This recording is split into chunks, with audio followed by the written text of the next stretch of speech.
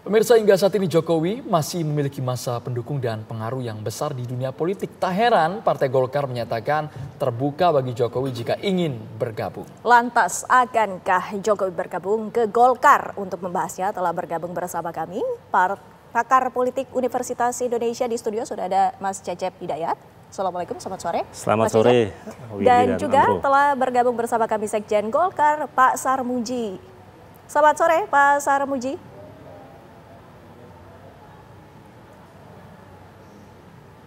Baik, pertama kita langsung saja berdialog dengan Mas Cecep. Mas Cecep, ini kita mengetahui bahwa ada pernyataan dari Hasto Kristianto selaku Sekjen PDIP yang menyatakan sudah tidak lagi Jokowi dan keluarganya ini bergabung dengan PDIP. Ini Anda melihatnya seperti apa?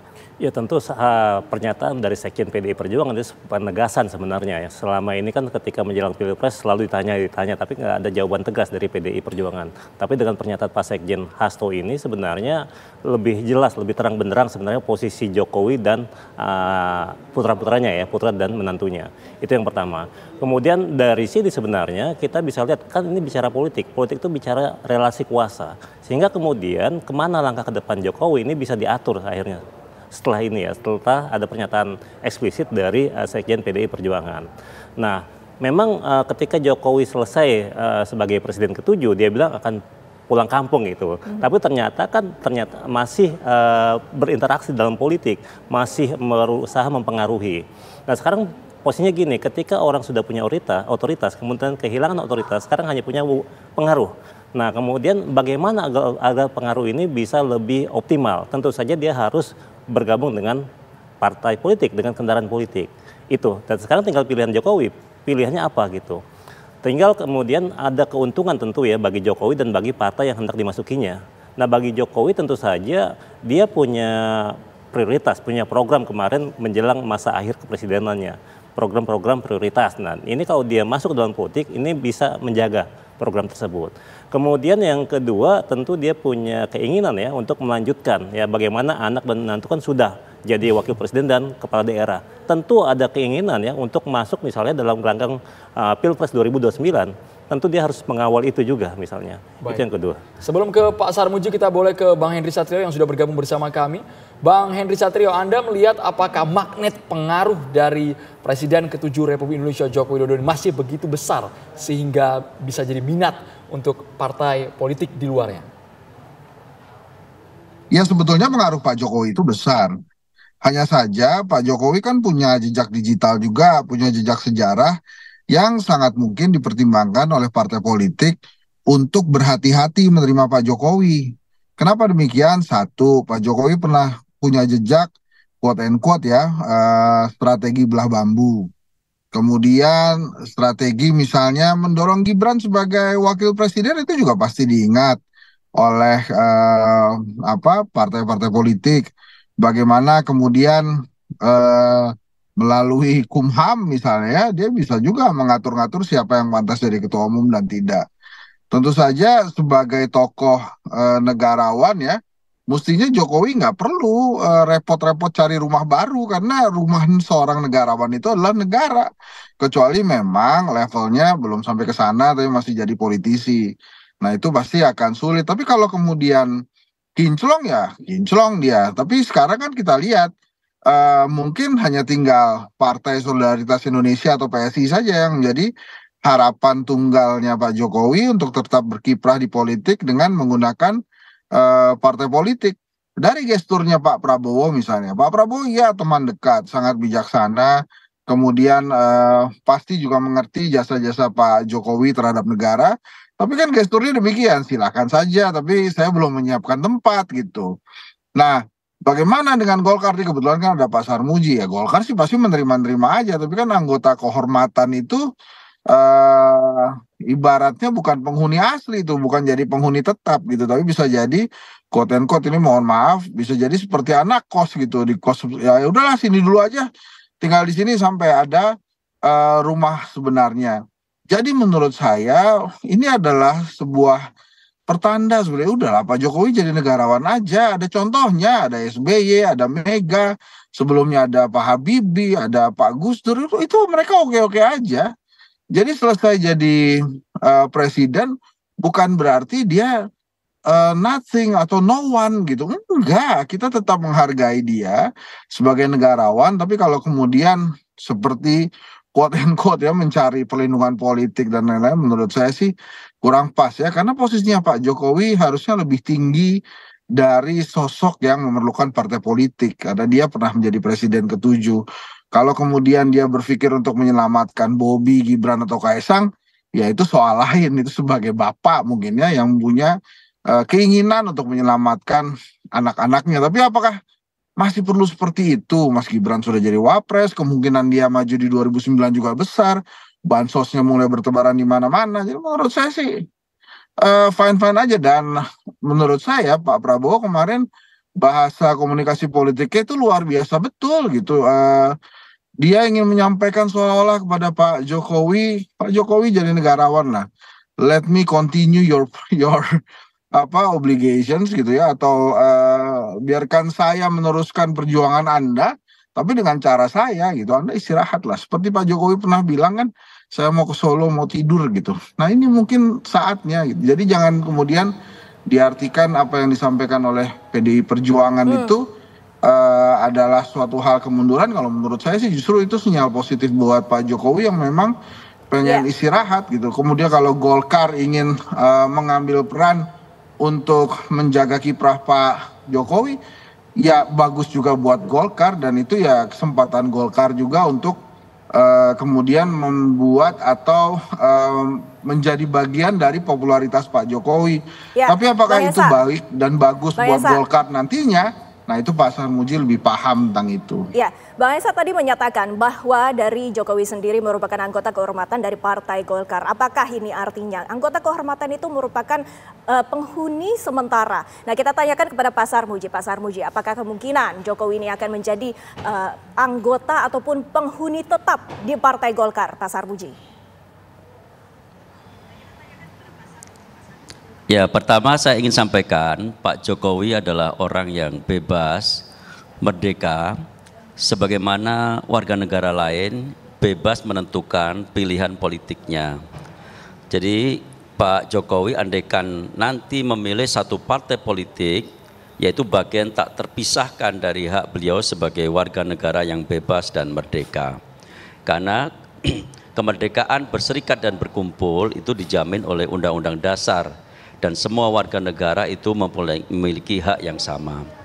Yang kedua, berkaitan dengan Pak Jokowi dalam konteks Golkar, sebenarnya sehingga saat ini belum ada pembicaraan atau belum ada status Pak Jokowi di Partai Golkar. Dan itu sebenarnya kita serahkan saja ke Pak Jokowi untuk menentukan pilihannya. Kami yakin Pak Jokowi akan mempertimbangkan banyak hal sebelum menentukan kemana beliau akan berlabuh. Termasuk jika seandainya beliau berlabuh di Partai Golkar. Sebagai partai yang terbuka, tentu saja kami menerima siapapun orang yang hendak bergabung ke Partai Golkar. Siapapun orangnya, asalkan setia kepada Pancasila, Undang-Undang Dasar 45, Undang-Undang Dasar 1945, menghargai perbedaan, kemajemukan bangsa, itu pasti kita terima. Orang biasa pun tidak punya pengaruh apa-apa, andaikan pengaruhnya itu selevel RT sekalipun, itu pasti kita terima. Apalagi dengan Pak Jokowi yang notabene kami meyakini punya pengaruh cukup besar terhadap perjalanan bangsa. Kalau indikasinya Pak Jokowi berpengaruh, saya terus terang beberapa hari ini kewalahan menjawab wartawan menanyakan Pak Jokowi benar nggak bergabung ke Partai Golkar, benar nggak? Sampai kewalahan kami menjawab itu menunjukkan apa? Atensi yang sangat luar biasa dari media dan dari publik di seluruh Indonesia. Kalau memang diakui ada pengaruhnya, kenapa hanya statusnya anggota kehormatan tanpa KTA, Pak? Kok nggak sekalian dikasih KTA aja untuk Pak Jokowi, Pak Sarmuji? Oh, saya ingin mengklarifikasi ya. Tadi kan sudah saya sampaikan, sebenarnya hingga saat ini belum ada status Pak Jokowi di Partai Golkar termasuk anggota kehormatan.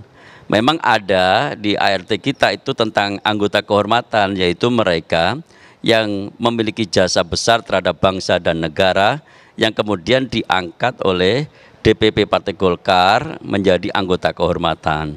Tapi kami perlu tegaskan sampai saat ini kita belum pernah mengeluarkan surat keputusan pengangkatan siapapun pengurusan baru ini menjadi anggota kehormatan. Jadi itu yang perlu saya klarifikasi. Mungkin kemarin ada salah seorang pengurus bukan sebagai anggota kehormatan tetapi dianggap itu berbeda dengan kenyataan. Karena Pak Jokowi pernah dicalonkan Partai Golkar, Mas Gibran juga pernah dicalonkan Partai Golkar, jadi dianggap memiliki jasa juga yang besar terhadap bangsa dan negara dan juga pada Partai Golkar. Kalau persepsinya begitu, anggapannya begitu, nanti Pak Prabowo pun bisa menjadi anggota kehormatan Partai Golkar. Tapi sampai sekarang kami tegaskan belum ada SK pengangkatan Pak Jokowi sebagai anggota kehormatan. Pak Mas Cecep, ini kita melihat tadi sudah mendengarkan pernyataan dari Pak Sarmuji dan menyatakan bahwa ada beberapa yang harus kita garis bawahi di sini. Terutama pernyataan dari Joko Widodo yang mengatakan ada partai perorangan. Seperti apa maksud dari partai perorangan itu sendiri? Ya, jadi sebenarnya ini kan persoalan di partai politik di Indonesia sebenarnya ya. Memang kalau kita bicara dalam konteks ilmu politik sebenarnya ada kategorisasi ya, partai tradisional dan partai yang modern. Nah memang konteks Indonesia ini banyak sekali partai yang kemudian dipersonalisasi dengan ketokohan. Jadi tapi memang ini tantangan bagaimana kemudian partai-partai Indonesia itu bisa melakukan demokratisasi internal ya dalam tubuh. Ya kita nggak tahu yang maksud Jokowi ini sebenarnya siapa, apakah memang partai yang ditinggalkannya atau gimana gitu. Tapi kira-kira memang pengalaman ya, banyak partai, banyak tokoh yang kemudian dipersonalisasi. Ini mungkin yang maksud oleh Jokowi ya. Ya, dan ini memang kategori atau karakteristik dari partai yang masih bercampur ya antara partai tradisional dan partai modern. Nah, memang tantangan kita ke depan sebenarnya bagaimana partai-partai politik di Indonesia itu bisa melakukan modernisasi kepartaian. Ya, bagaimana kemudian mereka melepaskan pegangannya, gelayutannya pada ketokohan individu. Bagaimana kemudian partai-partai itu mendinamisasi dirinya. Bagaimana kemudian kelompok-kelompok dalam partai itu banyak aktor. Sehingga kemudian partai nggak bergantung pada satu orang. Nah, kalau memang ini yang tuju ya tentu kita harus mendukung ya semua pihak yang ingin melakukan demokratisasi di dalam partai politik. Gitu. Oke, kita ke Bang Henry Satrio sesaat lagi, kami juga ingin tahu. Jadi kalau Bang Hensat melihat kapasitas seorang Presiden ke-7 Republik Indonesia Joko Widodo ini pasnya ketika menduduki posisi partai politik, apakah langsung dipucuk pimpinannya menjadi ketua umum? Karena kemarin sempat ramai juga Bang, ada yang bilang ditawari ke Partai Gerindra, sekarang isunya ke Golkar. Dijawab sesaat lagi Bang Hensa. Kita harus jeda hanya di Kabar Petang pemirsa. Kita langsung ke Bang Hensa. Kalau Bang Henry Satrio melihatnya Presiden Jokowi ini lebih cocok peluangnya kira-kira gabung kemarin ada tawaran, mungkin ada isu yang belum terjawab Gerindra atau Golkar, Bang Hensa.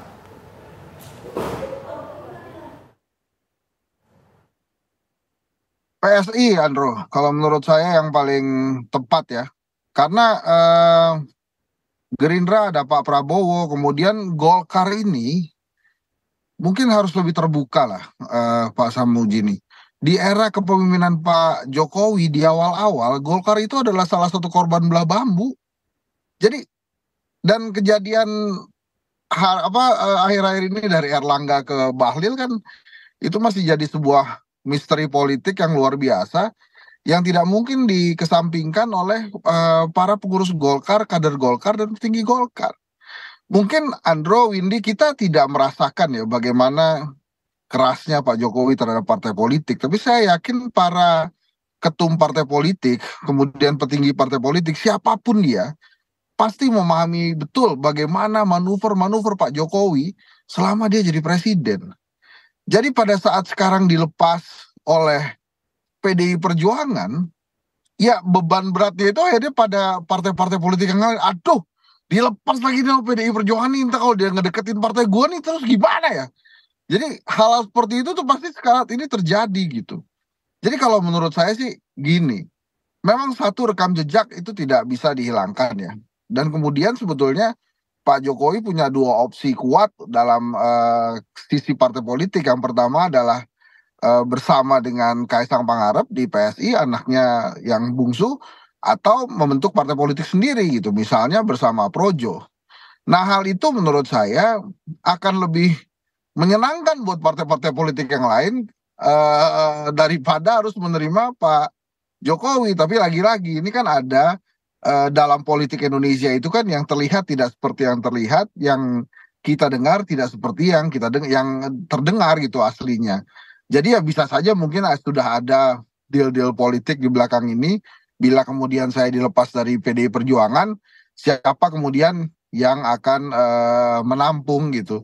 Tapi Andro, kalau sampai hari ini sih menurut saya mungkin banyak partai politik, mungkin ya, mohon maaf nih, mungkin banyak partai politik yang beranggapan momen ini adalah salah satu momen yang ditunggu-tunggu. Wah, inilah dia, kita momen-momen kita kembali independen sebagai partai politik. Menurut saya saat ini adalah eranya Pak Prabowo dan Pak Jokowi harus legowo. Saya yakin juga partai-partai politik setelah ini juga akan berkonsultasi dengan Pak Prabowo gitu untuk langkah-langkah politik selanjutnya. Karena 10 tahun bersama Pak Jokowi pasti partai-partai politik punya catatan tersendiri, dibandingkan kita-kita yang hari ini berbincang dengan dan berdiskusi. Golkar adalah salah satu partai yang luar biasa, partai dewasa, bisa menjadi contoh partai-partai politik lainnya, bagaimana membesarkan partai politik, siapapun bisa jadi ketua umum, tapi tentu saja sejarah dan keinginan menjadi partai yang lebih besar dari hari ini pasti juga dimiliki Golkar. Pilkada kemarin adalah pukulan telak bagi Golkar karena di beberapa tempat yang seharusnya dia menang, itu kalah. Bahkan provinsi terbesar di Indonesia dengan suara terbesar, Jawa Barat, harus Golkar lepas demi Jakarta. Tapi juga Jakarta menurut rekapitulasi KPU hari ini 50,07 bukan dimiliki oleh kader Partai Golkar yang juga maju sebagai calon gubernur Jakarta. Jadi pasti akan dipertimbangkan, Andro, kalau hari ini judul diskusi kita menanti sinyal Jokowi gabung ke Golkar, harusnya dibalik, menanti sinyal Golkar menerima Jokowi. Apakah akan menerima atau tidak? Gitu kira-kira. Pak Sarmuji, kami ingin mendapatkan bagaimana pendapatnya. Apakah benar yang disebutkan oleh Bang Hensa? Menanti Golkar menerima Jokowi. Benarkah seperti itu, Pak Sarmuji?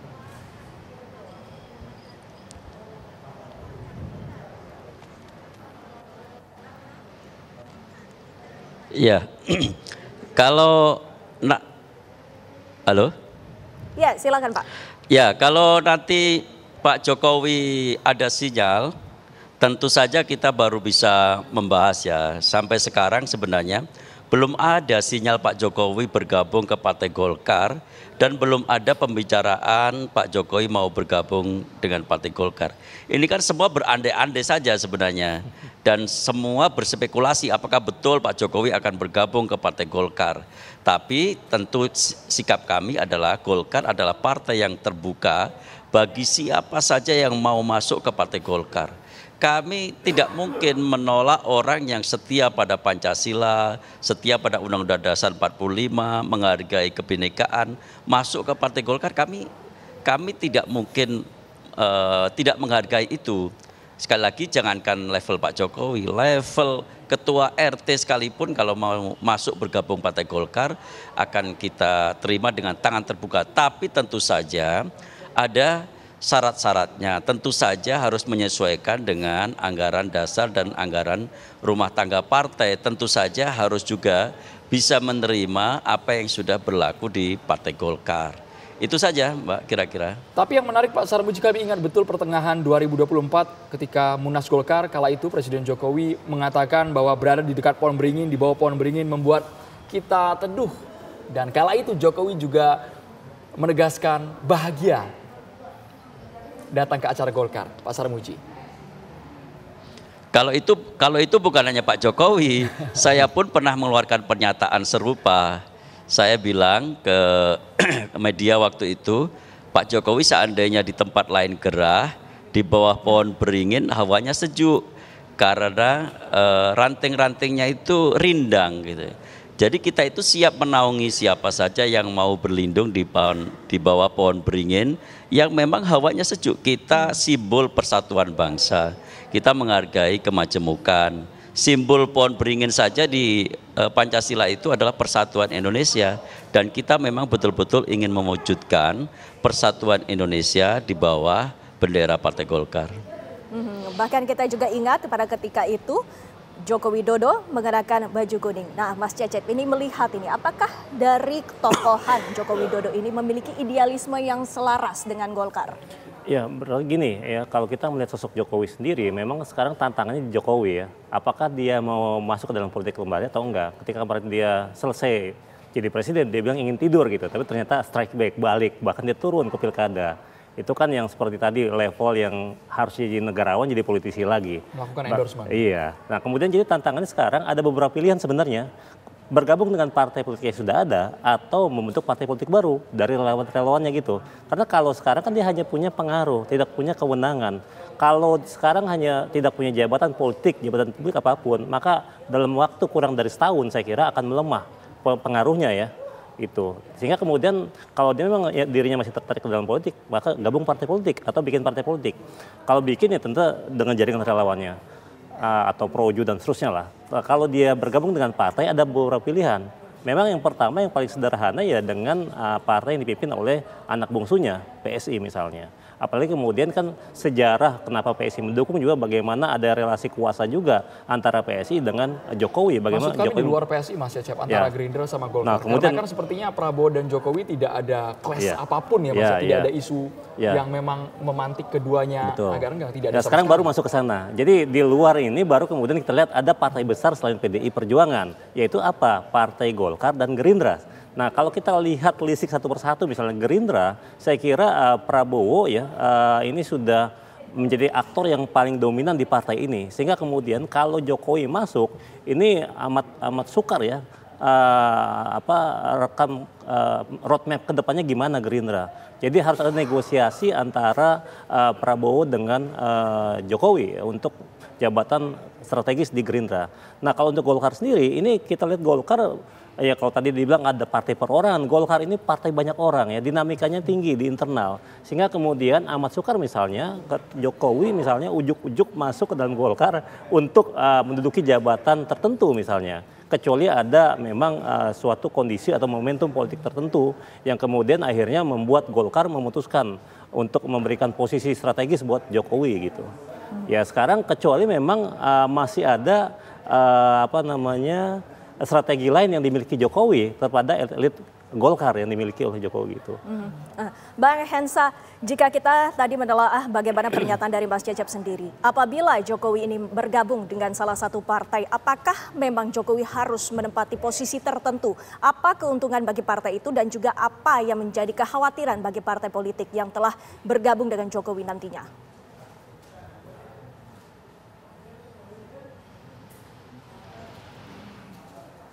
Bang Hensa. Audionya boleh di-unmute, Bang. Oh ya, ini jadi kan ada kayak situasi deg-degan nih sebetulnya buat partai politik ya. Kalau Jokowi masuk itu sama dengan menyerahkan partai politik atau tidak? Kalau sama dengan menyerahkan partai politik, nggak ada yang mau terima. Kenapa bisa saja itu menyerahkan partai politik? Rekam jejak Pak Jokowi terhadap partai politik yang menggambarkan itu. Jadi kalau menurut saya ya, Pak Jokowi sudah berbuat banyak hal untuk negeri ini. Ya sudah, jadi negarawan, rumahnya adalah negara. Bukan partai politik lagi, kalau menurut saya gitu. Nggak usah lagi kemudian berkeinginan luar biasa masuk ke partai politik. Itu kan ya problem Pak Jokowi dari awal. Kalau Pak SBY sudah menyiapkan, Pak Gus Dur almarhum sudah menyiapkan, Ibu Mega sudah menyiapkan, Pak Jokowi memang belum menyiapkan, tapi yang ada adalah mengintervensi partai politik ya, diduganya seperti itu. Maka saat ini pada saat Pak Jokowi nggak punya partai politik kemudian ingin masuk, semuanya aduh gawat ini nanti diambil partai politik saya, inilah beginilah begitulah. Jadi agak deg-degan juga. Jadi kalau menurut saya memang sebaiknya tidak perlu masuk ke partai politik, jadi negarawan, jadi guru bangsa, kata poster-poster atau baliho, billboard di Solo itu ya. Dan kemudian konsentrasi aja memberikan masukan-masukan tentang bagaimana negara ini berkelanjutan nantinya. Jadi kalau kata para politisi biasanya setelah selesai menjabat kan bahasa tenarnya itu setelah selesai menjabat Bapak mau kemana? Saya akan kembali ke kampus. Nah Pak Jokowi bisa begitu tuh. Bisa kembali ke kampus kira-kira ya, kayak saya ini kan jadi pengajar, akademisi, kita balik lagi ke kampus. Atau Pak Jokowi misalnya apa? Kembali lagi menjadi pengusaha, itu boleh dan lebih baik menurut saya. Dan dia akan tetap berada di level negarawan yang memang tidak dicapai. Dan itu kan sudah ditunjukkan oleh Pak Prabowo. Rakyat biasa mana yang bisa berkali-kali makan satu meja dengan Presiden Republik Indonesia? Cuma Pak Jokowi. Pak Sarmuji aja belum. Ya, makanya Pak Jokowi ini luar biasa. Dan kalau kemudian sampai hari ini Partai Golkar mengatakan, oh belum ada pembahasan, ya itu sebetulnya sebuah sinyal, Andro. Kalau kemarin kemudian Partai Gerindra mengatakan Pak Prabowo oke aja tapi belum menyiapkan tempat, itu juga salah satu sinyal. Coba tanya ke Mas Kaisang, pasti ada tempatnya. Bang Henry Satrio gitu sudah menyebut bahwa tapi level Jokowi lebih mendorong dia jadi negarawan ya? aja lah sudah. Bang Hensa, level Rumahnya negarawan negara, harusnya Pak Sarmuji jemput bola. Mau kembali ke kampus. Kenapa gitu. tidak tertarik untuk jemput bola Pak? Menawarkan duluan.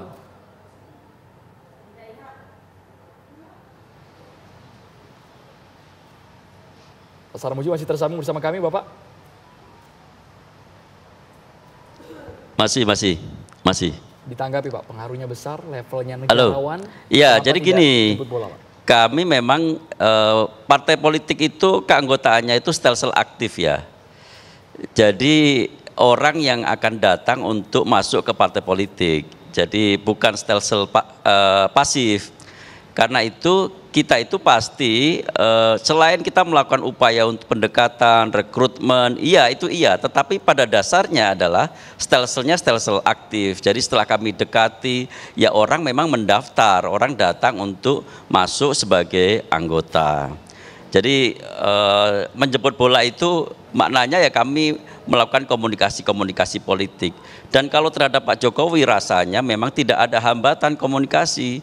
Ya mulai dari dulu Golkar itu adalah partai yang mengamankan kebijakan pemerintah, bahkan kebijakan presiden di parlemen. Jadi hambatan komunikasinya nyaris tidak ada.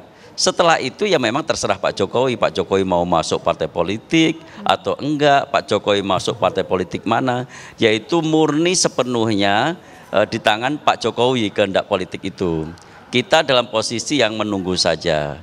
Dan ini kan banyak sekali spekulasi gitu kira-kira. Tapi tadi Pak, yang menarik dari Bang Hensa sebenarnya, kalaupun Pak Jokowi masuk ke suatu partai politik, pasti tidak dalam pengertian mengambil alih. Tadi Bang Cecep kan sudah mengatakan itu, Pak Jokowi sekarang itu punya pengaruh tapi nggak punya kewenangan. Orang yang tidak punya kewenangan pasti tidak bisa mengambil alih. Itulah kira-kira. Ya orang yang tidak punya kewenangan tidak bisa mengambil alih. Bagaimana pendapat Anda, Mas Cecep? Iya, maksud saya kan kewenangan di jabatan publik, jabatan politik. Tentu saja sekarang belum, karena Jokowi sudah tidak menduduki jabatan publik, tentu tidak punya kewenangan ya untuk melakukan apa-apa gitu. Sedangkan saya kira dengan dia kemarin turun di pilkada, masih ada hasrat politik yang belum terselesaikan. Jadi masih ada unfinished business dari Jokowi. Sehingga kemudian artikulasinya gimana ya, tentu dengan kendaraan politik, bisa jadi seperti itu. Agar apa, bisa menentukan, kita nggak tahu ya, interest atau kepentingan apa yang masih belum selesai dari Jokowi. Sehingga kemudian dia tidak mau meninggalkan baju politisi, menggantinya dengan jas negarawan gitu yang disampaikan oleh Bang Hensa tadi. Nah, ya ini Jokowi yang tahu nih kepentingannya gimana nih. Tapi kira-kira ya memang kalau sekarang pilihannya di Jokowi, karena saya kira dia akan memudar sejalan dengan waktu ya. Ketika nanti misalnya dulu dia pernah cerita, wah bagaimana badan-badan intelijen semua lapor ke saya. Tapi kemudian ini kan ditafsirkan, dengan data-data tersebut dia bisa melakukan abuse of power. Tapi sekarang kan sudah ke Presiden Prabowo, presiden setelah Jokowi, dan itu lama-lama akan memudar. The missing of the power ya dari seorang Jokowi. Kita tunggu bersama sinyal ke depan seperti apa dari Presiden ke-7 Republik Indonesia Joko Widodo. Terima kasih banyak Mas Cecep, Bang Hensa dan juga Pak Sarmuji sudah bergabung.